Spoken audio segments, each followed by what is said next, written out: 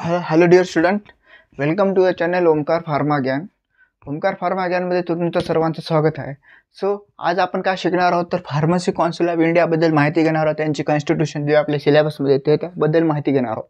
So कालपर्यंत आपण काय पाहिलं, कालच्या लेक्चरमध्ये काल ऑब्जेक्टिव्ह, त्यानंतर डेफिनेशन, या गोष्टी सगळ्या पाहिल्या.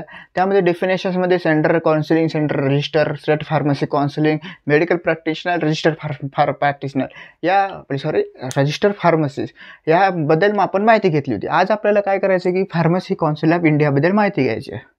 सो फार्मसी काउन्सिल आपली कालच्या लेक्चरमध्ये तुम्ही पाहिलं असेल की पहिली डेफिनेशन काय होती, सेंट्रल काउन्सिलिंग. सेंट्रल काउन्सिलिंग आपण काला म्हणतो, कशाला म्हणतो, फार्मसी काउन्सिल ऑफ इंडियाला म्हणतो. सो तर लक्ष द्या इकडं. सेंट्रल काउन्सिलिंग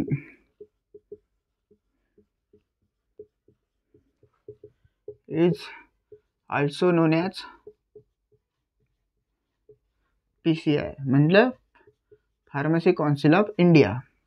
त्यानंतर बेसिक माहिती झालं तर फार्मसी काउन्सिल ऑफ इंडिया हे फार्मसी ॲक्ट 1948च्या टाईमला, म्हणजे इस्टॅब्लिशमेंट इयर 1948.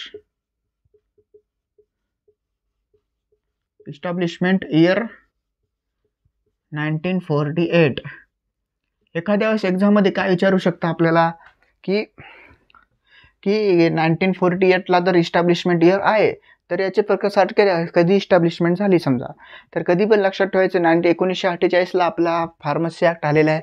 सो तर कसं मग बघायचं आपल्याला की 1948च्या आपल्याला 4 ऑप्शन दिलेले असतात. तर इस्टॅब्लिशमेंट ऑफ विच इयर, कोणतं इयर, तर आपल्याला ऑप्शन आहे 1951, 1950, 1948, 1960. तर आपल्याला काय ऑप्शन सी 1948 बरोबर आहे. त्यानंतर दुसरी बेसिक माहिती म्हणजे एखाद्यास काय होतात, डेट विचारू शकतात. आपला डेट खूपदा जीपॅट, नायपर सारख्या मोठ्या एक्झाममध्ये डेट पण विचारलेली आहे पेपरमध्ये. सो डेट काय आपली, आजची डेट कशी असते आपल्याला की आजची डेट आहे आपल्याला, आता आज डेट किती आहे, 15.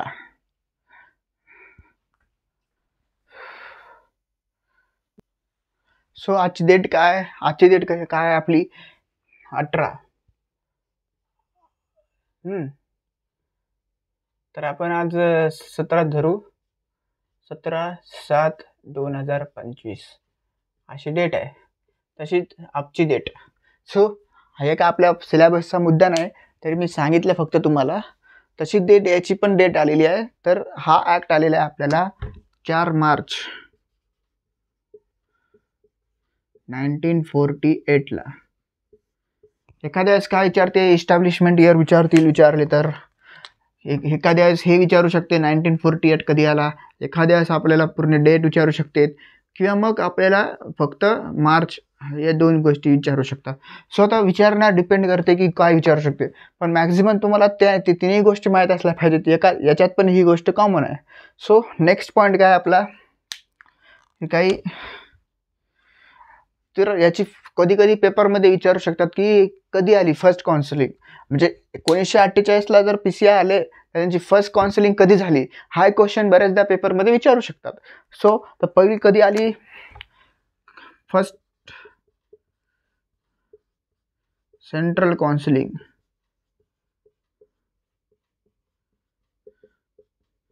1949ला आलेली आहे. सो हे लक्षात ठेवा. आणि नेक्स्ट जे येणारी असते ती ही 5 वर्षांनी येणार असते. जी काउन्सिलिंग असते ती 5 इयरमध्ये येत असते. 5पेक्षा कमी नाही, 5पेक्षा जास्त नाही काउन्सिलिंगची त्यांच्या. सो आपल्या पॉईंटमध्ये काय की सेंट्रल काउन्सिलिंग असं नोन ॲज PCI, सेंट्रल काउन्सिलिंगला आपण PCI म्हणतो. त्यानंतर इस्टॅब्लिशमेंट इयर काय आहे आपलं 1948. त्यानंतर आपल्याला date 4 March 1948. First central counselling कधी आलेली आहे आपली की 1900 ते 5 वर्षापेक्षा जास्त गेली नाही पाहिजे. त्यानंतर आपल्याला की काही सेक्शन पडतात आपल्या फार्मसी काउन्सिल ऑफ इंडियामध्ये. सो त्याचे सेक्शन काय ते आपण बघू आता.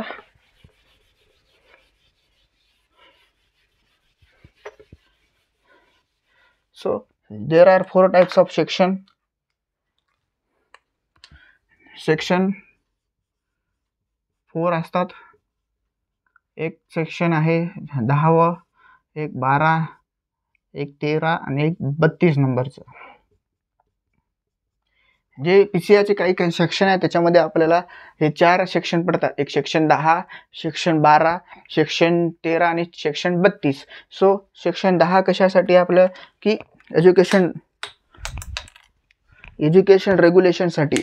एज्युकेशन रेग्युलेशन आपले जास्त म्हणजे आपल्याला ॲडमिशन भेटायचं तर समोर आपल्याला ER नावाचा पॉईंट आहे. सेक्शन S2 मध्ये आपल्याला जे शिकायचं ते सेक्शन पॉईंट आहे. सो ह्यावे काय एज्युकेशन रेग्युलेशन.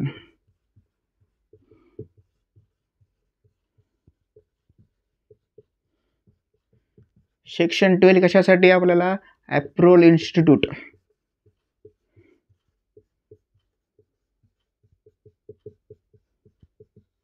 त्यानंतर सेक्शन 13, सेक्शन 32 हे कशासाठी आहेत तर हे दोन पहिले बघून घ्या तुम्ही कशासाठी आहेत ते. नंतरचं आपण तिसऱ्या कडे जाऊ. सो सेक्शन 13 काय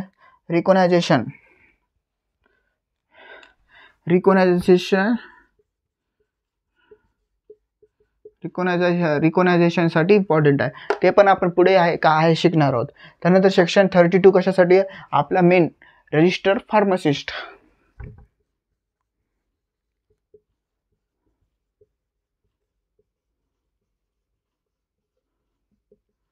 सो हे PCIची झाली जनरल माहिती. सेक्शन 10 एज्युकेशन रेग्युलेशन, 12th आहे ॲप्रोल इन्स्टिट्यूट, 13 आहे रिकॉनायझेशन आणि 32 आहे रजिस्टर फार्मासिस्ट. सो आता आपल्याला मेन गोष्ट शिकायची आहे ती म्हणजे कॉन्स्टिट्युएंट अँड फंक्शन. ते काय असते ते बघूत आपण.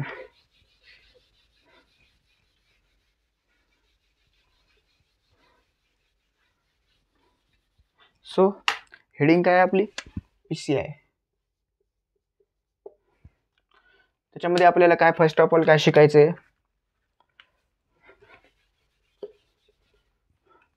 कॉन्स्टिट्यूशन.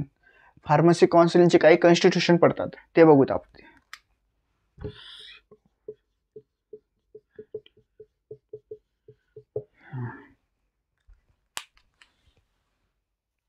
सो कॉन्स्टिट्यूशनमध्ये आपल्याला काय बघायचं की 3 प्रकारचे मेंबर असतात.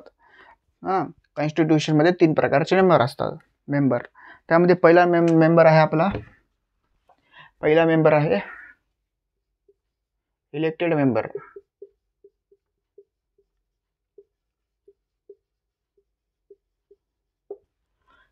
मेंबर. त्यानंतर सेकंड आहे नॉमिनेटेड मेंबर.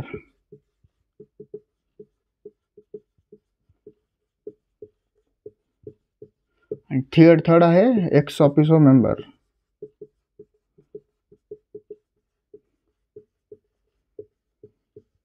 हे 3 मेंबर आहेत आपल्याला अभ्यासक्रमामध्ये. कॉन्स्टिट्यूशनचे टाइप्स पडतात 3 मेंबर.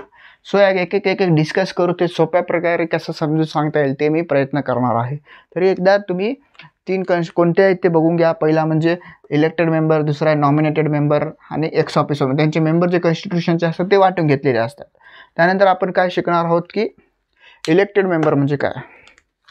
इलेक्टेड मेंबरमध्ये 6 मेंबर असतात. There are 6 types of member. There are 6 types of member.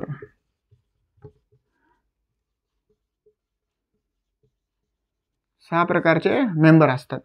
त्याच्यामध्ये आहे ना 4th जे मेंबर असतात ते PC, PH, पिकोलॉजी, कॉग्नोसी. 1 जो असतो तो मेडिकल काउन्सिलिंग कडून आले असतो. आणि 1 जो असतो तो रजिस्टर फार्मासिस्ट असतो.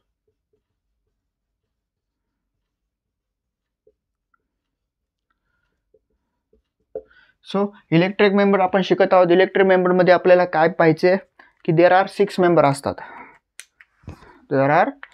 6 मेंबर.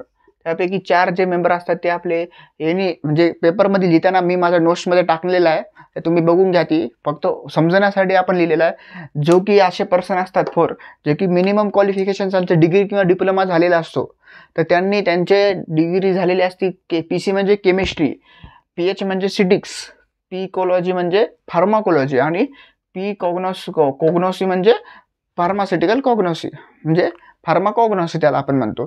सो या 4 विषयामध्ये आपण डिग्री डिप्लोमा झालेले होल्डिंग जे झालेले असतात त्यांना आपण इलेक्ट करत असतो.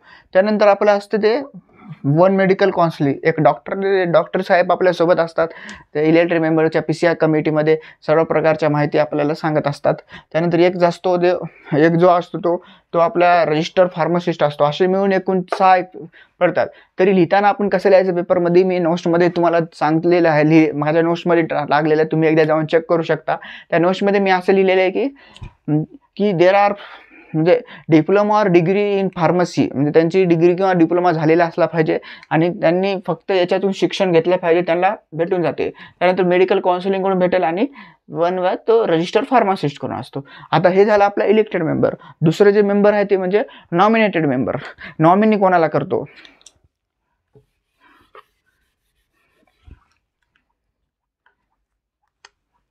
Nominated member.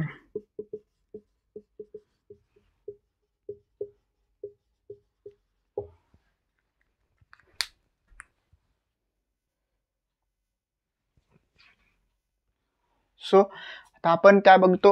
Nominated member. Elected मेंबरमध्ये 6 member असतो, त्याच्यातले 4 आपले शिक्षक असतात, एक असतो डॉक्टर्स आणि एक असतो आपले रजिस्टर फार्मासिस्ट. सो नॉमिनेटेड मेंबरमध्ये पण 6 मेंबर्स असतात. 6 मेंबरमध्ये 4th असतात आपल्याला, जे असतात सेंट्रल गव्हर्नमेंट नॉमिनेट केलेले असतात, फक्त डिग्री और डिप्लोमा झालेले. त्यामध्ये आपल्याला त्यांचे हे एक जो असतो हे जे असते आपल्याला याच्यामध्ये आपल्याला UGC university grand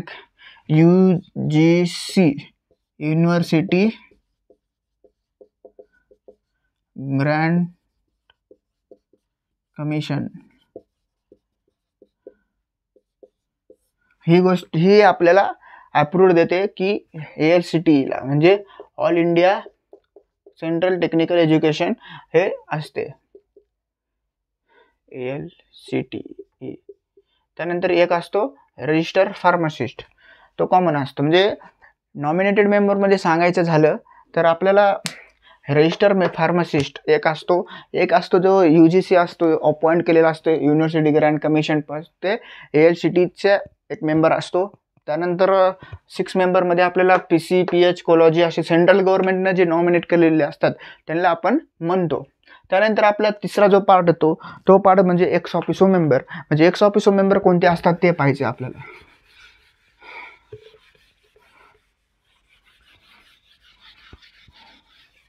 x officio member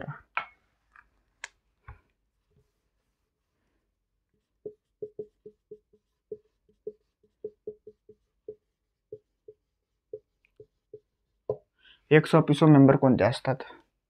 जो एक्स ऑफिसो मेंबर जे हे असतात त्यांना आपण director of central. So ex officio मेंबरमध्ये 3 प्रकारचे असतात आपल्याला, ते म्हणजे director general of health service असतात.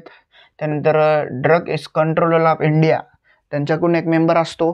त्यानंतर आपला डायरेक्टर ऑफ सेंट्रल गव्हर्नमेंटची जी लॅबोरेटरी आहे आपली, डायरेक्टर असतात सेंट्रल गव्हर्नमेंटचे, ते ड्रग कंट्रोल ऑफ इंडियाकडून एक असतो. त्यानंतर director general of health service. या सर्व प्रकारचे एक्स ऑफिसो मेंबर येते. मेन म्हणजे कॉन्स्टिट्यूशन अँड फंक्शन याच्यासाठी इम्पॉर्टंट म्हणतो की आपल्याला हे परीक्षेत 10 मार्काला विचारायला लागते. तर तुम्हाला हे लक्षात ठेवायचं की इलेक्टेड मेंबरमध्ये 2 जे मेंबर आहेत ते सारखे आहेत, म्हणजे 6 मेंबरमध्ये 4 ते टीचर असतात आणि एक रजिस्टर फार्मसी आहेत. तर इलेक्टेड मेंबरमध्ये लक्षात ठेवायचं की एक मेडिकल काउन्सिलिंगकडून असतो आणि एक लक्षात ठेवायचं नॉमिनेटमध्ये जे की UGCने अप्रूव्ड दिलेलं असतं, ALCTEचा एक मेंबर असतो. तर या 3 गोष्टी तुम्हाला लक्षात ठेवावं लागेल. नेक्स्ट पार्ट आहे आपला फंक्शन. सो तर हे फळ्यावरती बोर्डवर दिलेले आपले सगळे PCIचे फंक्शन आहेत. सो पहिलं फंक्शन काय म्हणते? To prescribe the minimum standard for education require as a pharmacist register pharmacist. म्हणजे कसं आहे, टू प्रिस्क्राईब त्यांनी एक दिलेलं आहे आपल्याला, एक दिलेलं आहे शिक्षण म्हणजे जे मिनिमम शिक्षण काय असेल तर ते म्हणजे डी फार्मसी. जे रजिस्टर फार्मसी व्हायला कमीत कमी तुम्हाला डी फार्मसीचं कोर्स पासआउट व्हायलाच पाहिजे. त्यानंतर एज्युकेशन रिक्वायर म्हणजे त्यांचे रिक्वायर करायला म्हणजे डी फार्मसी पास करायला मिनिमम एज्युकेशन म्हणलेलं आहे, त्यांनाच रजिस्टर फार्मसी बनता येते. त्याच्यानंतर पुढचं बी असू दे किंवा एम असू दे किंवा pharma D, doesn't matter. Minimum education जे म्हणलं ते PCIनं डी फार्मसी म्हटलं.